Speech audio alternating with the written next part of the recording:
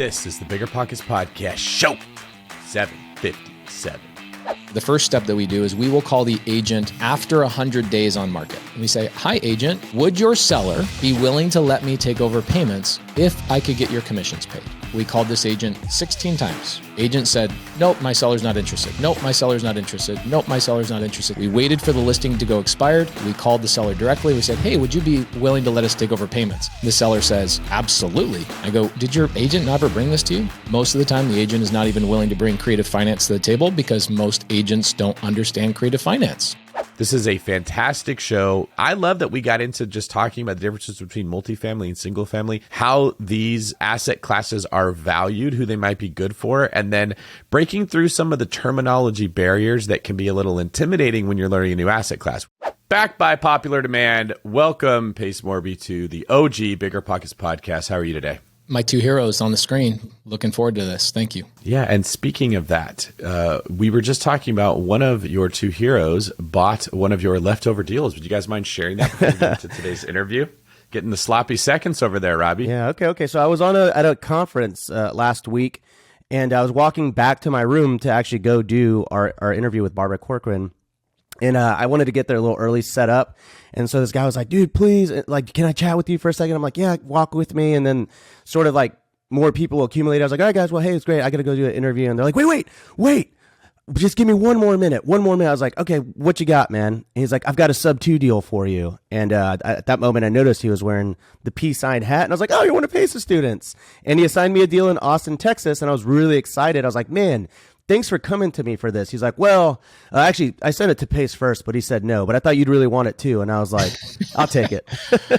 Dude, we are not one to turn down Austin deals. That actually is a really good deal that you bought, but we are buying so many deals because of what's currently going on in the economy with interest rates going up and all these sellers that are kind of trapped, that Molly, who you know, has helped do some transaction coordination with you and your team. She's great. She calls me, she goes, Pace, you have to start saying no. We have 5 TCs working full time and we can't keep up. So she made me say no to a great Austin Subto deal, and I'm glad it went to my hero, Rob Avasoli. Well, and I told him, I said, dude, if I buy this deal, because he was like, we're comping it out like literally in front of an elevator for like 10 minutes. And I'm like, if I buy this deal, I want your next one. And he was like, well, you know who's getting the next one. And I was like, all right, but when Pace says no, I want the next one. Was he going to give it to David Green? Maybe. I'm not going to let it happen. I've already established myself as number 2 in his heart. So yeah, Rob has fought his way to the front of that funnel. I did it, man. Smart man. It's a good deal. That deal cash flow. I can't remember the interest rate. The interest rate is like in the 3s, right? Yeah. So it's a really good deal. It's a 3.3% interest rate. It's a $300,000 mortgage, FHA, I believe. The seller is financing $200,000, and it's 0% interest, 0% due for 5 years. And in 5 years, it balloons. So I basically have to figure out how to come up with $200K in 5 years. But that's a problem, Pace, for future, Rob. Here's the great thing about all my balloons with my students. Okay. So you look at the paperwork before you close on it. The contract states that if for whatever reason you cannot refinance at the end of your balloon automatically extends an additional term. So you'll get an extra 5 years. What? So let's say that there's a market. Oh yeah. Oh, come on, man. Huh. We don't let those balloons pop. We keep them going. Interesting. Well, that's new information. Yeah, and since it's my student, he used my contract, which means if you use my contract, you don't have to worry about the balloon. Oh, okay. I mean, I'm fine. I was fine with it because I was like, at the very least, I get a property under market or around market, maybe a little bit more expensive for 5 years. The PITI on it is $2,300. It should gross around, I want to say like 65,000 on AirDNA. According to that, I have to run more comps and stuff, but it should gross around 65,000. So net, I'm looking at about $2K a month just on a short term, and on a medium term, I actually think I'm going to be doing like 1,500 to 2,000 a month on it. I love it. You had no credit check. Nobody asked for your credentials. Nobody's going to ask how much money you have in your bank account. Nobody cares about your job history. Nobody cares about your tax returns. And you just took over a 3.3% Subto deal. And they're financing you their equity at 0% interest for 5 years. That's pretty dope, man. So you were saying that the 5 year balloon re-extends if I can't refi out of it. Do any other terms change, like your interest rates or any more points? If I can't refi, do I owe the seller anything? Nope, the exact term will mirror and it'll double again. So let's say that the market fluctuates and you can't get a refinance or whatever the thing is. what it states specifically in the contract and in the note and deed of trust that will get created at the title company is it states that if you cannot refinance due to market conditions or get out at the price that you bought it for, it will automatically extend an additional 5 years. Seller's already signed off on it, and you'll get a note and deed of trust recorded at public county recorder that gives you that ability. Wow, that's cool. And so what's really cool about this one, Pace, which is like the unicorn that I've been searching for probably the last year, it actually cash flows as a long-term rental. The long-term rent is $2,800, and it'll cash flow as a midterm and a short term. So I've got the trifecta here. No matter what happens in the next 5 years, I'm going to cash flow. And it's pretty rare to find a deal these days with the interest rates that do cash flow both for long term and short term. So it's nice to actually. It might be because everybody's bringing me their first round and then the second round goes to you. I don't know. Maybe. Hey, for everyone listening, when Pace says no, Rob will say yes. All right, so let's bring clarity on a couple points there before we get into the show. We mentioned TCs. That is a transaction coordinator. That's the person who's making sure that this thing actually closed for Pace's team. So if you got 5 TCs and they're not able to keep up, that means you got a lot of deals coming in. We mentioned balloon payments, which is basically a fancy lending term to say, I will only give you the loan for 5 years and then you have to pay it back, but it will be amortized or paid off as if it's a 20, 25, 30-year loan. You're not actually making payments so that the balance will be due or will be already paid off in 5 years. You just have to pay whatever is left on it. And Pace, you mentioned that you set it up so that if it can't be refinanced, you just automatically extend into another 5-year period. And I'm assuming that you write in there, it will be at current market interest rates or you up 1 or 2%, something that's a little bit better for the seller, but isn't going to be completely devastating to the person owning it. And Rob mentioned that it would cash flow as a traditional rental, meaning just putting it on a lease where they pay a monthly rate to live there, or a short-term rental or a medium-term rental. So that's pretty cool. We got to see behind the scenes of what's going on in each of your worlds. Oh, and we also mentioned Subto, which is sort of Pace's deal. That's where the little 2 on his hat and the peace sign comes from, which means Rob will be taking over the loan that the previous owner already has. That was the FHA portion of it that was mentioned. So he will be buying the property subject to the lending that's already been placed on it or the lien that's already been placed on it. So rather than having to get his own loan, getting pre-approved for a mortgage, having to submit all of his documentation, going through the root canal that can often be getting it pre-approved for a mortgage, he will just be taking over what the seller's doing, making their payment for them, and then making an additional payment to the owner for the portion of the equity that they have in the deal. And I think we covered the majority of it. If you guys want to know more about the specifics of what we just talked about, because it may sound like magic to the uninitiated, you can check Pace out on the Rookie Show, where he was just interviewed, episode 280. He gives great background info into creative financing, what we mean when we say subject to, all these phrases like balloon payment. They start to make more sense when you get a little bit more into the world. It's not nearly as complicated as it sounds, which is really a thing with real estate. I can't tell you how many times I've been incredibly confused. When I was first trying to learn just about multifamily property and cap rates for years, I just nodded my head, not really ever understanding what the hell was being spoken about. And then when after like diving into it for a long time, I'm like, oh, that is not nearly as complicated as they're making it sound. I got a better definition of it. Now I understand cap rate. So don't give up if you're one of those people who are listening to this thinking it's too much. Is that something, Pace, that you come across with some of your students? Oh my gosh, so many things. What's interesting is people will go to become doctors. Like I have an anesthesiologist that, went 12 years to school. And they come to me and after 6 months and they only bought 2 deals, they're like, oh my gosh, I want to buy more. I'm like, you went to school for 12 years. I always say that too. to become a doctor and make $300,000 to $500,000 a year. Put in a couple of years of patience in real estate. It is not a get rich quick scheme at all. Now, there are strategies that you can utilize to gobble up houses faster, but still you have to digest the terminology at your own pace. And pun intended there. But multifamily, definitely. When I got into multifamily, I felt like they made up these terms to make it challenging for me to get into. That's how it feels, yeah. I was like, wait a minute, I just learned everything about single family, and now I got a whole layer of new terms. And a lot of their new terms in multifamily were the same thing as in single family, but they changed the words around. That's exactly right. We were just having a session in my group Spartan League, and we were talking about these things, and everyone was so confused. And Pace, you're exactly right. I was like, okay, you already understand the concept of cash flow in single family. In multifamily, they call it NOI, and they don't include the mortgage payment. It's the same thing. In single family, we use comparable sales to determine what a property is worth. In multifamily, they have a cap rate to determine how much demand there is for an area. And this is how it goes. Like, it's the fundamentals, when you understand them, you start to see that they show up in every single asset class and every single way of analyzing. They just have different names. And multifamily feels like it is purposely confusing. And I think it is. I think a lot of these multifamily brokers got in a room like 50 years ago and they go, how do we create another layer so we keep this all secret? Guys, the good news is you just have to break through the terminology layer and you understand everything. That's it. Just write down notes or words you don't understand. Go back on BiggerPockets, type in YouTube, and you'll get educated. You'll learn it all. And that's what we're going to talk about today. We are going to be talking about creative financing within the realm of single family, multifamily, the risks, the pitfalls, all that and more. Love it. One piece of terminology that Rob, we didn't talk about, but the deal you bought is actually what I call a hybrid. I created that phrase probably 7 or 8 years ago. You bought a hybrid deal. So what does that mean? It's part Subto, part seller finance. So people go, well, what do you call that? I go, let's call it a hybrid.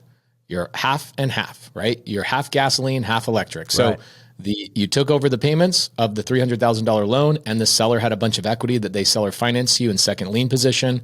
You therefore did a hybrid deal. So there's a new one for you guys to write in your notepad. Okay, I'm writing this down. I was literally looking for a notepad, actually. Refer to this hybrid. It's a common question I get all the time. People go, well, if a seller has a lot of equity on a sub-2 deal, what do you do? And I go, it's called a hybrid. You ask the seller to seller finance their equity to you in a second lien position, and you call it a hybrid. Well, I could talk about this deal all day, Pace, and I probably will. I'll probably text you after this. But today, I think we want to talk about some of the key differences in creative financing as it pertains to single-family residences and commercial/multifamily properties. It seems like you can be the guy to answer a few questions that we have.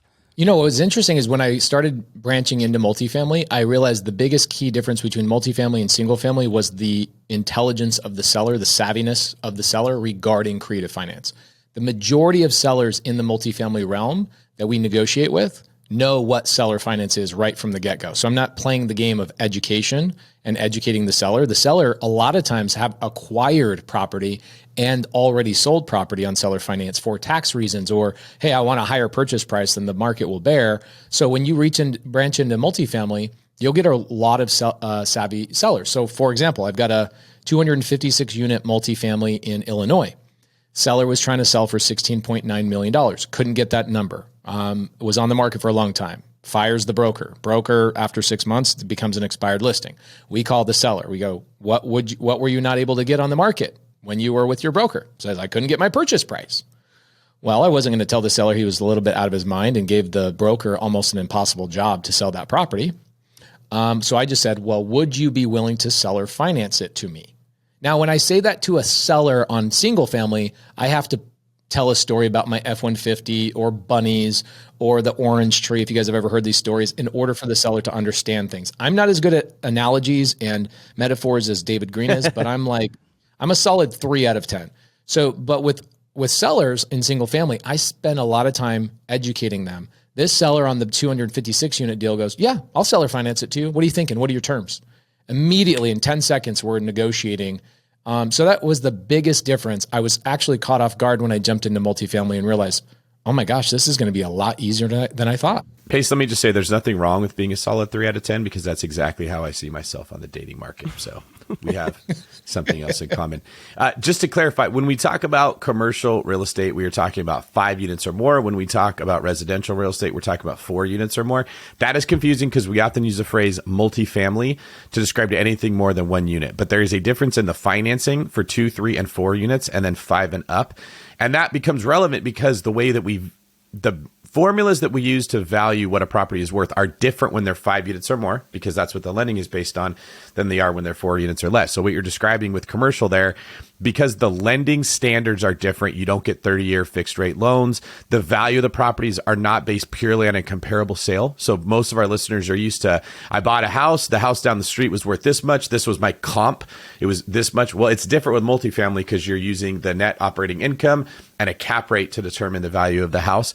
So many times, like you just said, people that are operating in that larger multifamily space, 5 units or more, they're a little more financially sophisticated. They understand these terms. They talk about vintage, balloon payments, and agency debt. They like to swirl their glass like this or drink their cappuccinos with their pinky up. Oh yeah, and they smell their drink before they drink it. It's very tannin forward. Yeah, we had a seller about a year ago. His name's Mario in San Angelo, Texas. 43 unit I bought on seller finance. Similar situation, expired listing. So guys, taking notes, if you're somebody saying, how do I find these deals? Expired listings. For me, I go after listings that the agent wasn't able to get the deal done for whatever reason. It's a variety of some things. Sometimes the sellers are nearly impossible. They just want really high purchase prices. Sometimes it's other things, right? Okay, but really fast pace. I've heard you mention this before. When you say you go after expired listings, Yeah. Can you be a little bit more specific? Like, are you finding it on the MLS and you're looking at, like, is there a section on the MLS where you can find expired listings? And then are you skip tracing the owner and then calling them? Okay, so if you're a licensed real estate agent, a lot of licensed real estate agents don't even know that they have this. But if you go into your MLS, I'm not a licensed agent, my wife is. So you go into the MLS and you can go to an expired listing section and go to the last 30 days. In Maricopa County, where I live, 680 failed listings in the last 30 days. Houston, Texas. Do you know how many are in Houston, Texas, Mr. Robilt? I do not. About 900 houses have failed a listing with an agent. So we then take those from the MLS. You can also get those on other websites like PropStream or Batch Leads and other places. I'm sure there's a dozen other places to go. Mm-hmm. And then, yes, we skip trace those. I actually use True People Search. It's free. Mm-hmm. And True People Search gives you 4 phone numbers. So if you're just starting out and you have more time than you have money, then start with True People Search. We call the seller directly and we say, hi, my name is Pace. Just noticed that your house went off the market today. Was there something you were trying to get that your agent wasn't able to obtain for you? And then you let the seller talk. And the seller says, well, they couldn't sell the house at the price. Actually, right before this, I had a notary come in, just bought a Subto deal exact same way. I'd probably buy 4 or 5 deals in Arizona every week, just that exact way. Calling a seller after the agent is no longer the agent on that deal. They had 6 months to sell it, couldn't sell it for whatever reason. We called the seller directly and I work it out with the seller. The challenge here, because I do both on market and off market, I believe in both. The challenge here on this house on Anderson is we typically, the first step that we do is we will call the agent after 100 days on market. Okay. So I know after 100 days on market, the agent is starting to sweat just a little bit. And the market has already told the seller and the market has already told the agent, hey, this probably isn't going to go well. Okay. Days on market are climbing. More expired listings are happening, which is more opportunity for this specific niche. I could tell you 100 other niches that we do, but this is a really good one. And we call the agent and we say, hi, agent. My name is Pace. I'm an investor. Would your seller be willing to let me take over payments if I could get your commissions paid? And this agent, we called this agent 16 times. 16 times we called this agent on market. Agent said, nope, my seller's not interested. Nope, my seller's not interested. Nope, my seller's not interested. 16 times. We waited for the listing to go expired. We called the seller directly. We said, hey, would you be willing to let us take over payments? And the seller says, absolutely. I go, did your agent never bring this to you?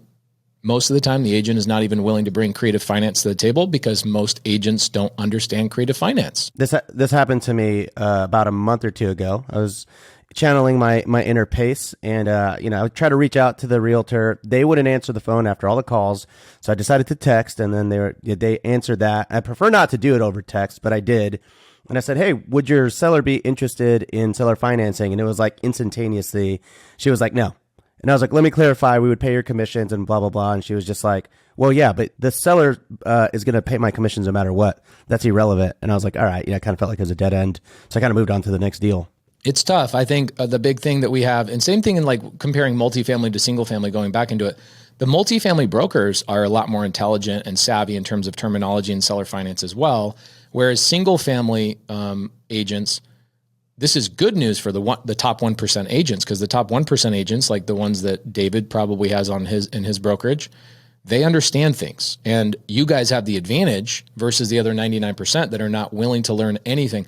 I feel like right now, if you're an agent struggling, ironically, you want to know how to make twice as much, 3 times as much, 4 times as much money, just call failed listings from other agents and go get Subto and seller finance deals and assign them to me, or assign them to Rob, or assign them to whoever else, or buy them yourself, for heaven's sakes. Or if you're in the commission mindset, I'll pay you a commission. Represent the seller. I would love to pay your commission. The problem is, we had to learn about a year ago, Rob, just so you know, I couldn't get through to a lot of these agents. And a lot of times I would make a YouTube video and go, hey, this house right here that I just closed on, an agent missed out on $10,000 of commissions because they blocked us from, submitting a creative finance offer. Then I started getting agents calling me and going, well, would you just do a real estate agent class? I go, yeah, sure, I'll do that. Then I realized here's a little hack. So now we reach out to agents on market after 100 days on market, and we say, hey, would you and your seller be open to me pitching creative finance to you over a Zoom so you could see me and I could present some numbers to both of you? And what the agent hears in there is, oh my gosh, Kate, you're on Zoom, so you don't have my seller's phone number direct, so you're not going to go around me to my seller. Right. Protecting the client.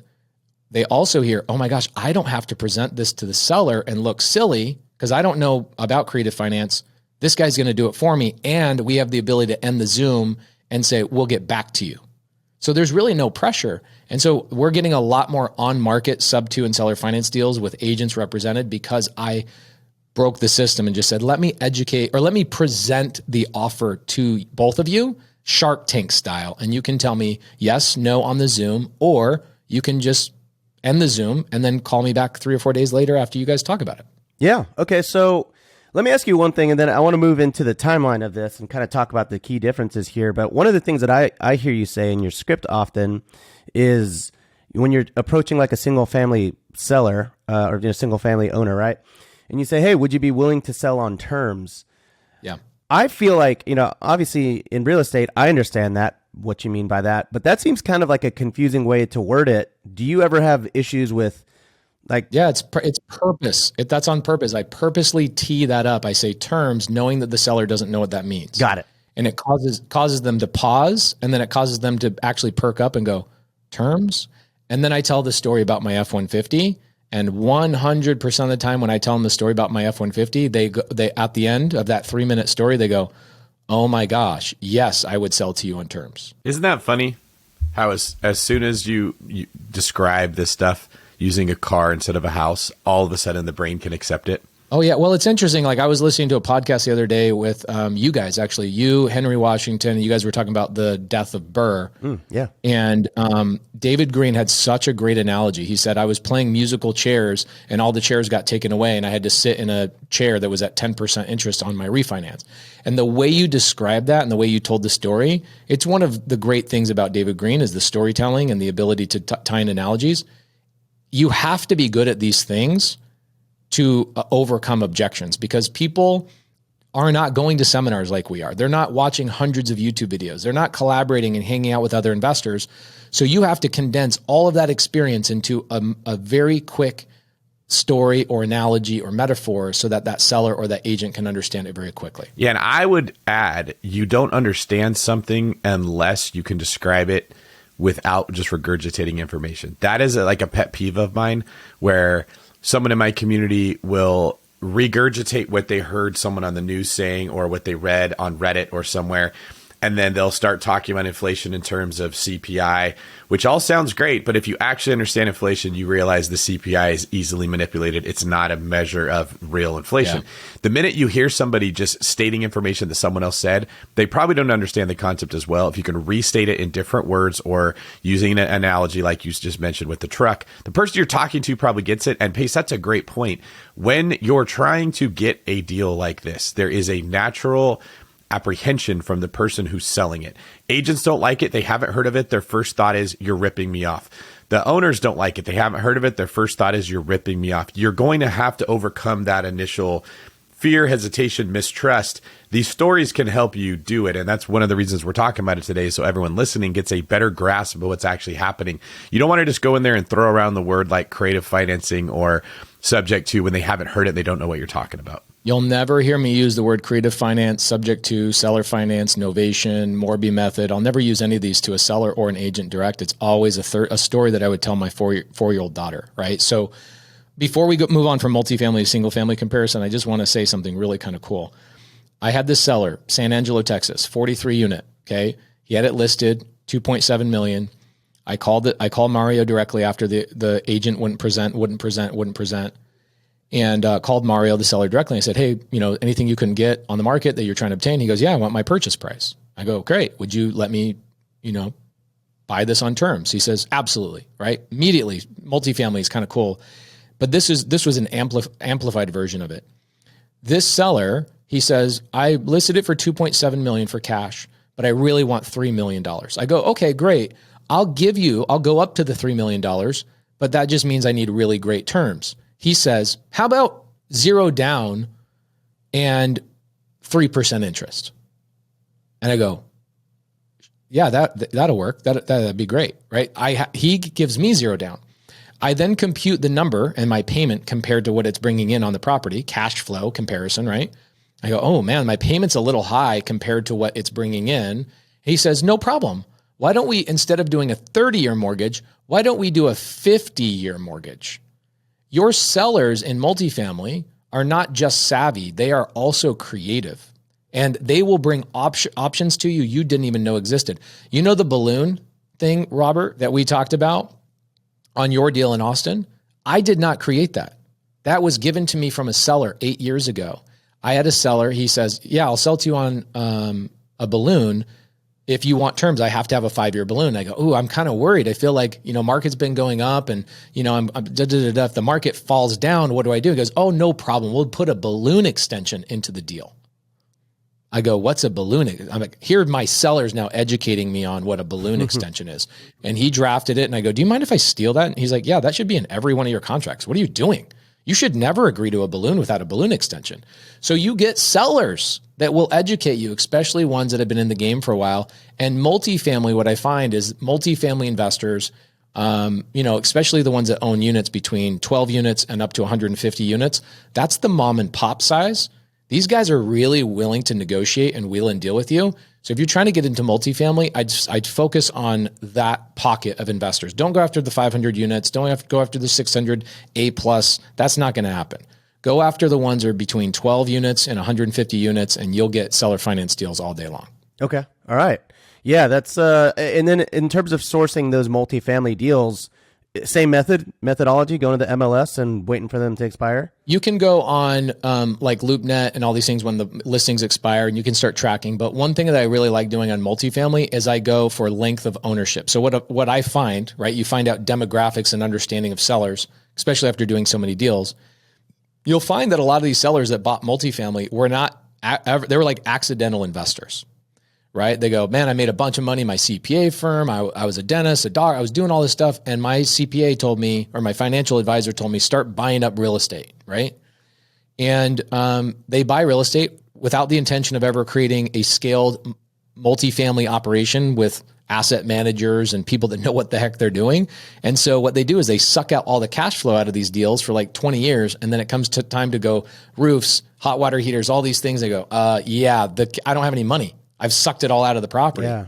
So what we do is we go on like MLS is a good one, and we look for length of ownership. If somebody's owned an asset, 150 units or less for over 20 years, and they have a large amount of equity, those are sellers that are high probability of selling on seller finance because they also get to mitigate their capital gains tax.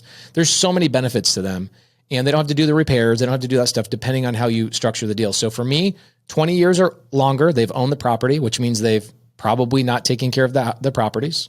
That's the 256 unit I just bought in Illinois. The guy would like hodgepodge and fix one roof every other year. So all his roofs on 41 buildings were different colors.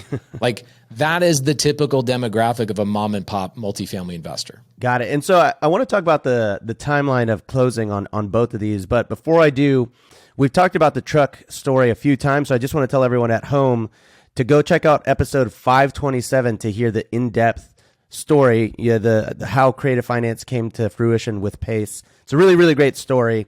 But with that, can you just tell us really quickly, how long does it typically take to close a Subto deal or creative finance deal with a single family home versus a multifamily home? Okay, so single family, multifamily, you can close. A lot of people don't know this. I own a title company. We close in all 50 states. We own a transaction coordination business. We do a lot of deals. You don't need a title company to close a deal. You don't need an attorney, a closing attorney to close a deal. Now, do we use them? Yes, 99% of the time. But if you told me, Pace, your life depends on buying a house today and closing escrow today, a Subto or seller finance deal can be done in less than 4 hours. In fact, if I go knock on somebody's house, get a contract, I can walk down to the county recorder's office, transfer deed into my name, and I can own a Subto or seller finance deal today for $17. Like, that's how inexpensive it can be at the county recorder's office. Do I advise you go that route? No, but it's possible. We pull title, so that takes a couple of days. We always get a clear title report. We order title insurance. We do all the things that anybody would do in a traditional deal. And so I would say that 7 to 10 days. If I get a contract, 7 to 10 days is more than enough time to close on a transaction, get full title insurance, and go through a title company or a closing attorney or an escrow office. What's the fastest you've ever closed? Oh, 1 day. Oh, okay. You've actually done it in a day. Oh, yeah, a lot of times. Okay, here's what happens, right? Back in 2018, 2019, where I had a big door knocking team before COVID hit the scene. We were doing probably about 20 Subto deals a month. Where were we doing those? Knocking pre-foreclosures. In Maricopa County, we foreclose every day, Monday, Tuesday, Wednesday, Thursday, Friday, every day. Texas is different. You guys have Texas Tuesday or foreclosure Tuesdays, right? Here you have foreclosures every day. So what we would do is we would get the foreclosure list and we would knock on people's door the day before they were getting foreclosed on, right? Because they've already gone through agents, they've gone through wholesalers, everybody in the sun has tried to solve their problem. So I know that's a ripe deal for me for a Subto deal. So we go knock on the door and go, hey, we can postpone your foreclosure and we can buy your house today. We can let you stay in here for a couple of weeks until you figure this out. Or tomorrow you're getting foreclosed on and the sheriff's going to come pull you out of the house. We stopped 2-3 foreclosures every single week just by knocking on doors, running down the county courthouse steps and fixing the problem the day of. That was our bread and butter for 2018, 2019. Then when, March 2020 hit, my door knocking team went away. Right. Wow. That's crazy. Okay. So it can be as fast as a day for a single family residence. What about multi? Multifamily is a larger beast. What I tell people is that single family is real estate. Multifamily is not real estate to me. This is my own description. Multifamily is a business. Like, you are acquiring a business. They have employees that are there. A lot of times they have employees that live on site. You have a lot of moving parts in multifamily. Your due diligence period, like you can screw up due diligence on a single family property a little bit and you're going to be okay. Multifamily, it's a bigger target. You got to make sure you spend a little bit. It's a smaller target, I should say. You got to spend a lot more time doing your due diligence. It's a lot more moving parts. So to be safe, you can close a multifamily in a couple of weeks. I was a contractor for 10 years, so I don't do inspections on single family homes. My team does. We don't hire an inspector for that. And I'm not using the strategy that a lot of wholesalers do, that they'll order inspection the day before close of escrow and then retrade the seller or renegotiate last minute. It is what it is. I'm acquiring your property. I'm taking over your payments. Thank you so much for that value. We do our own inspections on single family. Multifamily, we're ordering surveys and we're ordering inspections. So it takes more time and there's a little bit of cost associated with it. So it's a larger animal to attack for sure. So let's talk about the difference between due diligence on single family versus multifamily. Can you give me if we had a table here, on the left column, you got single family due diligence. On the right, you've got multifamily, what some of the differences are? The biggest difference is that one of my most famous sayings on some of my t-shirts we put is buyers are liars, sellers are worse. And what do I mean by that? Oh, I know what you mean by that, but I appreciate you sharing it. Oh, you've been in the game. And you'd be amazed at some of the sellers that we work with that are 80, 90-year-old Grandma Smith are the most gangster liars of all time. Right? Oh, that's good. Like you get sucked into this, and like they've had their whole life to perfect the sweet act and like how to use it properly. Never thought about that. Oh, bro, it's the best. And I know it. So what's funny is when I'm talking to my students about their deals, or I'll call my students sellers for them live, and I go, I think the seller's lying to you. No, I have a great rapport with the seller. Everything's great. And I go, in 30 seconds, I'm going to unearth this lie that they have going on. And you do, right? After a little bit of time, you guys get David Green, Rob Abasolo, you guys become really good at unearthing the lies. So what you find in multifamily, the number one thing that they lie about is their income. Yeah. Okay. So what they're doing is they're not keeping good books. They're keeping some of the money off the books. And then when you ask for a T12, now, again, going back to multifamily versus single family, all these multifamily people have to come up with acronyms. It's a trailing 12, which is also in regular human language, it's called a profit and loss. Okay. Of the last 12 months. Yeah, exactly. Of the last 12 months. So what happens is a lot of these mom and pop investors, 12 units to 150 units, they're not keeping straight books. And they don't keep straight books on purpose because they can avoid showing the IRS that they're bringing in income. But when it comes time to sell to you and they have to make the property look as appealing as possible, they lie about their numbers. They're like, oh yeah, this tenant, he sometimes that tenant pays me double. Sometimes that tenant's never late. Sometimes that tenant pays me double. Exactly. That's my old lady impression. I thought that was pretty good. You should do an old lady impression with Nicolas Cage intermixed. We'll save that for the Patreon. That is such a Brandon thing you just did. You can't say it was pretty good if you had to qualify what you just were trying to impersonate. If you have to tell us, Rob, then it didn't come out that good. All right, back to you, Pace.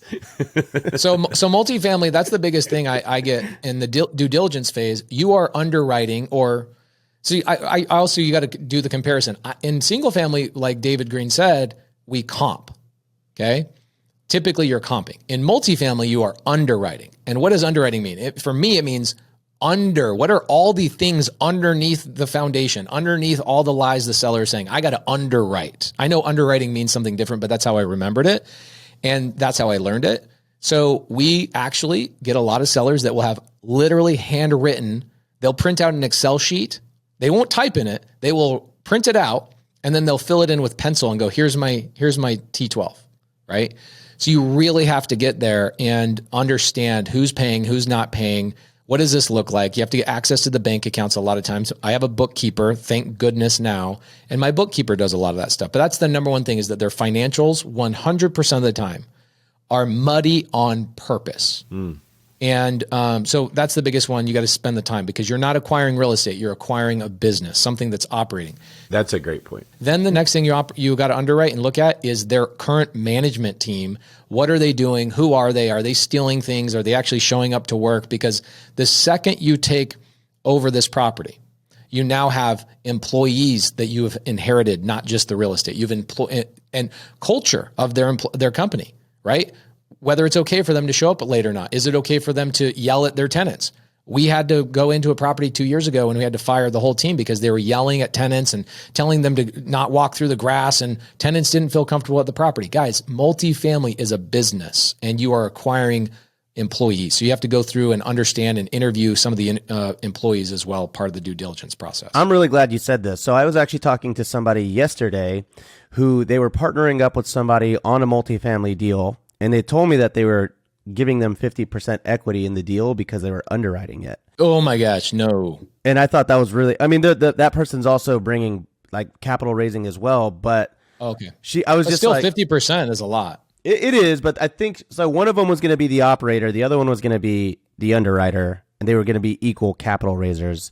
Okay, but at that time, I was kind of taking underwriting as analyzing the property, right? And that's really important, what you just said, comping versus underwriting, because comping, like if you're doing a single family residence, you're really just running numbers and there's not too much below the hood, right, past the inspection.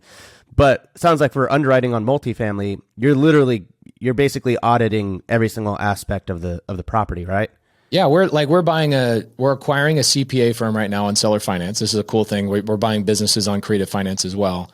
We've got a CPA firm. This happens all the time. There's tired landlords also in businesses. And it's down in Tucson, CPA firm. The guy who's running the business has 14 CPAs underneath him, and they go out and bill hours and do all sorts of consulting and CPA work and whatnot. Well, guess what? Now the head of the organization is retiring.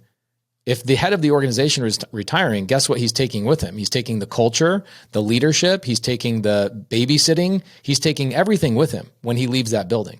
So he tried to retire 2 years ago, couldn't. The company started crumbling. He had to reinsert himself, and then his business broker goes, dude, you just need to seller finance this and you need to stay involved for like 10 hours a week until you kind of bridge that gap. So I go in there and I'm underwriting the whole company. I'm interviewing the employees. I'm auditing what time they're showing up. When are they leaving? None of them were showing up on time. They're showing up at 11 and leaving at 2 in the afternoon every day. And it's because the owner wasn't showing up anymore. He was semi-retired. So the rest of the company became semi-retired. So there's all these things that are the intangibles when you're buying a business, and multifamily is very, very similar to buying a business. There's employees, there's numbers, there's moving parts, there's contracts. That's the other thing too. There's contracts with the landscape company. These are big properties with big landscape contracts. You'll find that the landscape company will bill you 4 times a month to show up, every week, but they only show up 1 time a month, right? There's hundreds of little things in multifamily that take time for you to really digest and understand. And you got to have a checklist and go through them one by one. It's almost, when you're underwriting a multifamily, I'd say you got to put in 30, 40 hours of making calls, checking on things, getting contracts, all that kind of stuff. So then if someone's partnering up and they're like, hey, I want you to be the underwriter on this deal, does it make more sense to pay them a fee for that service? Or do you think like equity would work in that type of partnership still? If somebody brings me a deal in multifamily, last year I paid one guy a $210,000 assignment fee for bringing me a deal because it was such a great seller finance deal. I had to restructure it. He didn't structure it properly, but it was really, really great. The deal he brought me. And he's like, can I have equity? I go, look, I love you, man, but here's the problem. At some point, let's say something goes wrong on this property. The only person that's going to be able to, financially withstand an issue is me. I can't come to you and go, hey, you're 20% owner of this. Give me 20% of the roof costs that we don't have sitting in the bank account. And they go, yeah, you're right. And I go, let me give you an assignment fee. If somebody's going to bring something to the table and they're willing to participate in the deal long-term, then I'm more than happy to bring them equity. Got it. And funny enough, you were talking about this, the CPA firm that you went and you audited, and that actually triggered a lot of questions that I have in the world of taxes, because I sort of want to understand, I've heard you say it, but the tax benefits of real estate also transition over when you Subto or you create finance a deal, right? Yeah, there's so many amazing things that you get in creative finance. So a couple of things. It's kind of the same thing with anybody. Most wholesalers don't know what they're doing. Most real estate agents don't know what they're doing. And thank goodness for that. It's the 1% that are out there being consistent and doing the things they need to do to continually educate themselves. Guess what? Most CPAs actually don't know that much. I find a lot of CPAs that don't even know what the word depreciation is. It blows my mind that they don't know what depreciation is. It's crazy, right? But again, we learn on the job, right? You go get a degree. You don't learn any of the stuff that you're getting a degree for. You have to go learn it on the job. So if you are a CPA for school teachers, well, then you're probably not going to learn about the tax benefits of real estate. I totally get that. So make sure you find a CPA that knows what they're talking about. If you are hiring a CPA that does not own real estate, you hired the wrong CPA. Hire a CPA that's also investing in real estate. His mind is constantly thinking about these things and researching IRS and blah, blah, blah. So a couple of things. Cool thing about creative finance is I can put little money down. Like the deal you're buying, Rob, is you're putting very little money down and you're going to get a $500,000 property that you can do bonus appreciation on. Right. You'll probably get a $50,000, $60,000 tax benefit. I call it the IRS bonus, but you'll get a tax benefit this year. Here's the cool thing for the seller's part. The seller can mitigate their gains on that property as they receive the money. So they don't have to take all that capital gains in the first year they sell the property. They take the gains as they receive the money, which is cool. So that 5-year balloon that you have where they receive no payments and no interest, that $200,000 gain they're going to have on that property, they don't have to worry about that for 5 years, which is great. You just have to have the right people that are exploring these things and creating these opportunities. There's all sorts of things with trusts. And, I tell everybody at BiggerPockets, I'm so grateful for the ability to be on this platform. I said, why don't you guys let me bring in some of my CPAs and you guys bring in some of my attorneys so we can talk about some of these things and the IRS code and how this benefits sellers. Sellers mitigate a lot of taxes and you get the tax benefits of owning the property year one. It is a win-win for both parties. I think the challenge is most people with creative finance, they go, but how did you buy the property and the seller's name is still on the house? I'm like, no. The seller's name is not on the house. It's not on the house. It's on the mortgage. Your name is on the deed. And I think a lot of people don't realize there's a deed of trust right? And a deed. The deed is, this is what I tell people. I go, have you ever used, I'll do it with you, Rob. Rob, have you ever gone to a grocery store and used a credit card? I have. Okay, like a credit card, not a debit card, but a credit card. Correct, a credit card. Okay, cool. So you have gone and used somebody else's money to buy groceries, correct? That is correct. Okay, cool. So when you go to the cash register and you're checking out, they tell you the total. You use somebody else's money to buy those groceries. At the end of that transaction is over. Who owns those groceries? Me. Are you sure? Because you didn't use your money. How can we guarantee you are the owner of those groceries? It's really simple. Like some kind of bill of sale, maybe? A receipt, maybe? Yeah, there you go. Okay, so the receipt of real estate is called the deed. So whoever has the receipt is who owns that property. So all you're doing in a Subto deal, Subto is so simple.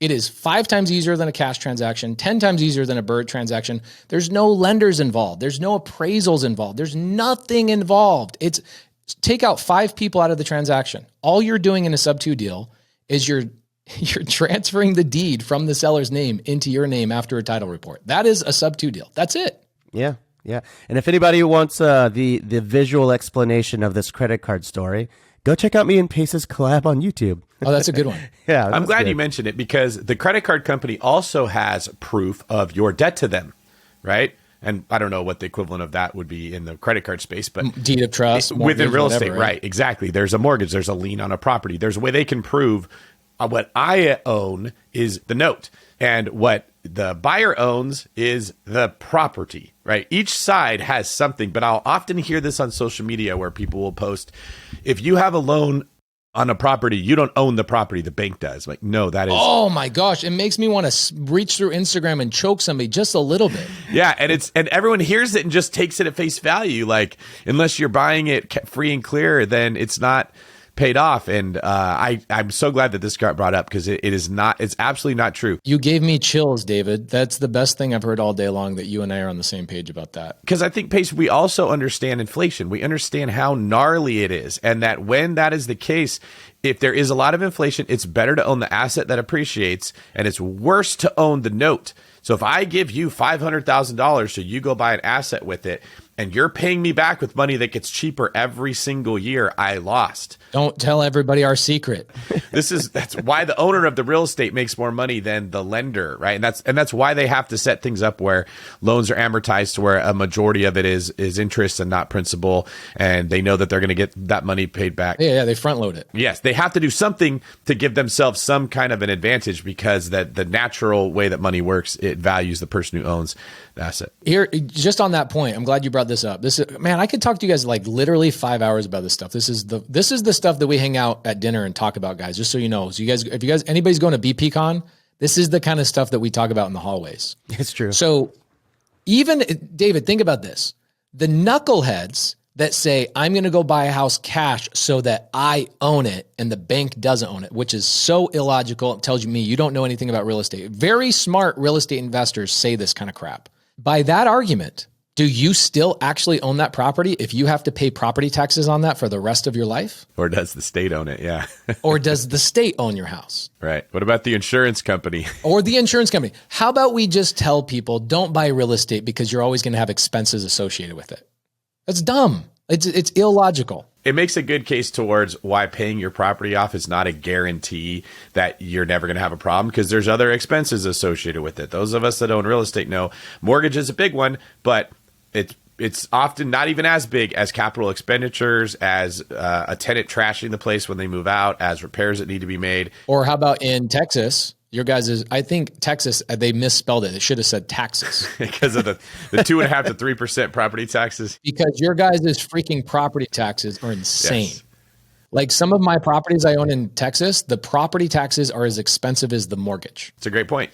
All right, so on that topic, I'm glad that we're bringing this up. Basically, what we're talking about are some of the risks associated with real estate ownership in general. What are some of the risks, Pace, specifically with subject to financing that people need to be aware of? Okay, so actually this is really good. So I have a due on sale clause disclosure to my seller, right? So I tell the seller, hey, just so you know, we've done over 10,000 Subto transactions as somebody who's invested and somebody who owns a title company.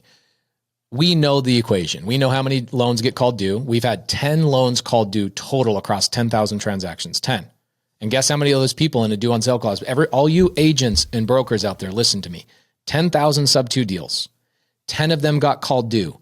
0 of them actually got called. Okay, 0.0. Have you ever actually met somebody that's ever had a loan called due and lost? No. It's like the Bigfoot. Some people are like, it exists. Yeah, we have had the loan called due. The way you fix that is through an executory contract, which I will not go in today. It's another thing in the weeds. But due on sale clause is an ongoing risk to the seller. It's not really a risk to me so much because I can refinance if I really want to. I can sell it if I really want to. But we use executory contracts and keep the property. So that's another topic for another day. So due on sale clause is one. Let's see, owning property with creative finance. I would say going back to the balloon, I would say a balloon is sometimes an issue where maybe the market will trend downward and you bought the property at, let's say, 89 to 95% of the value originally and the market goes down and you have a balloon. This is why I tell people balloons are for clowns unless you have a balloon extension. So make sure you have a balloon extension in your purchase contract so that you don't get caught holding a balloon when it pops. What about, you mentioned that at the early on days of your Subto door knocking days that you would say, hey, I'm going to take care of this. You'll have a couple weeks to stay here. And then, then you can move out and this is my home.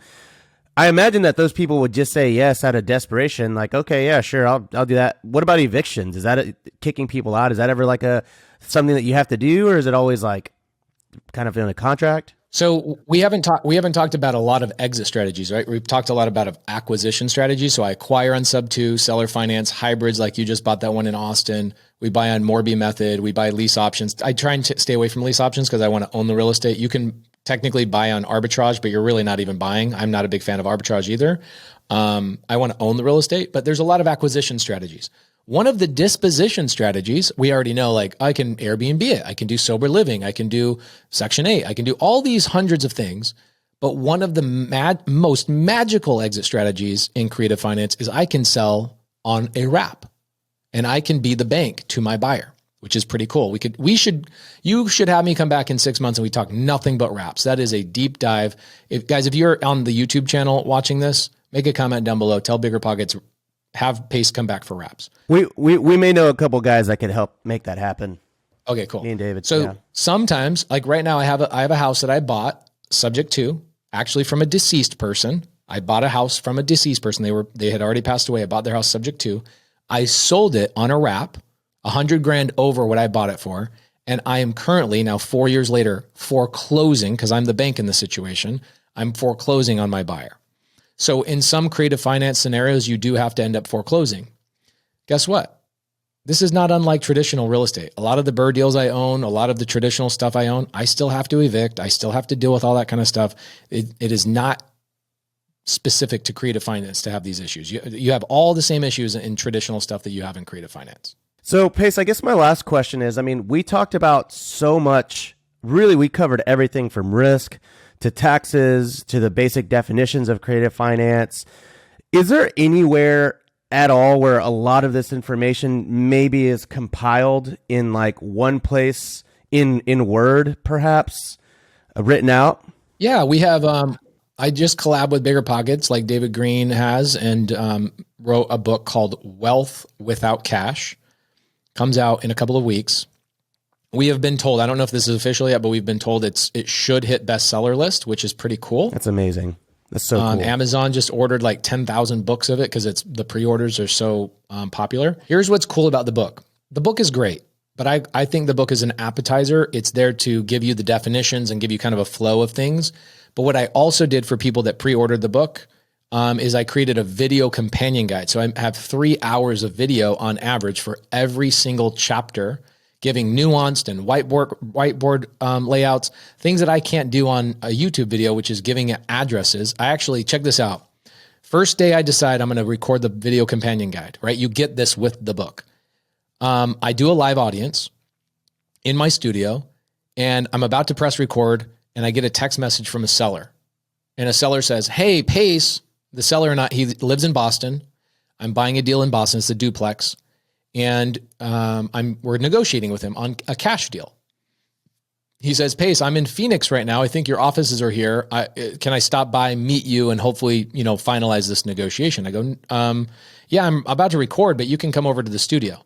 He comes into the studio, and live for an hour and a half in front of a live studio audience, I negotiate and buy his property subject to, go through all the risks, go through a live seller appointment on how to buy a property subject to. That is in the first chapter of Wealth Without Cash video companion guide. You get to see how it's done live. And the seller sitting here like, is this something normal? I go, no, this was like all the stars aligned. I don't know how this was possible, but everybody that buys that book gets that video companion guide. That's amazing, man. So if people want to go and order or pre-order that book, they can head on over to biggerpockets.com/wealth without cash. And I'm going to put it out there right now, Pace, that I'm going to read this book when I get it. When I get my hands on this, I'm going to read this. And this is a particularly big deal because the only other real estate book I've ever read was the Burr Bible by my good friend David Green. Wealth Without Cash will be the second book that I read in the last 5 years because I know that it's pure gold. And Are you an audiobook guy? Is that what it is? I'm more of a podcast guy. Honestly, I like to hear people talk versus like kind of the stale, VO of an audiobook. I've tried it. I'm the same way. Yeah, I'm too ADHD, man. I was working in my studio today and listened to you, Henry, and David for about an hour and 20 minutes this morning. And I'm like, I learn every single day. I learn from all of you guys. It's why I'm so grateful to have you as friends and collaborators. You guys are amazing and love listening to you guys. And this podcast is, by the way, the best podcast in real estate. Thanks. All right. Well, Pace, this has been fantastic. Tell us again, Pace, where can people get a copy of this book and where can they find out more about you? I'm sure it's if in the YouTube comments, I'm sure there's or YouTube description, there's one, and you can go to biggerpockets.com/wealth without cash. All right. And what if people want to find out more about you? Guys, go to my YouTube channel. I do a lot of stuff there. I think we have 1,600 videos, all the crazy things that you can imagine with creative finance. And then I also personally answer all of my DMs, typically with voice memos. I do probably 200 or 300 of them a day. As you can tell, I like to talk. So if you have a question about something, DM me. If you have a deal, send it to Robert first and then send it to me second. And I will look at the deal. I appreciate that. Rob, what about you, David? No, I asked you first. Dang it. You can find me over at Rob Built on YouTube, but specifically, I mentioned this a little bit earlier. Me and Pace actually did a YouTube collab. One of my favorite, I think it actually is my favorite collab I've ever done on the platform. Always getting views. People are always commenting, firing up the comments and saying, what about the due on sale clause? And Pace actually went and literally answered every single question on that video. So go check it out. It's a really, really fun one on the Rob Built channel. What about you, David? Find me at davidgreen24.com or social media at davidgreen24, wherever you like it the most, including YouTube, or you could just search BiggerPockets because I'm all over there, much like Pace and much like Rob. This has been great. Everyone, please go check out Wealth Without Cash if you're interested in the stuff that we are talking about, and add this to your arsenal of weapons available to help you build wealth through real estate. And if you'd like to check out a boot camp on this topic by Pace Morby himself, you can find it at biggerpockets.com/bootcamps. Pace, this has been fantastic. Can't wait to have you on again. And everybody, if you want to hear Pace in more detail, you can check him out on the BiggerPockets episode podcast number 527 or the Real Estate Rookie Show number 280. This is David Green for Rob and Nikki K. Jabasolo, signing off.